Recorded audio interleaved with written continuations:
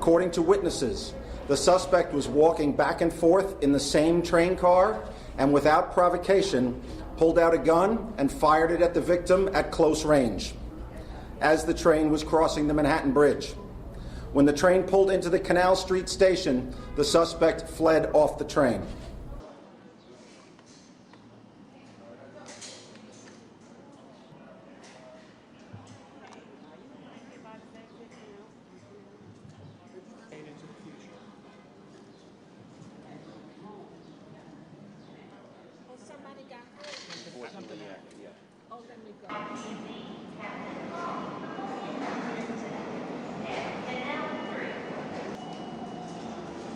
We've pushed a lot of additional officers down into the subway system. We continue to do that to patrol this very extensive transit system that we have, and we're going to keep doing that.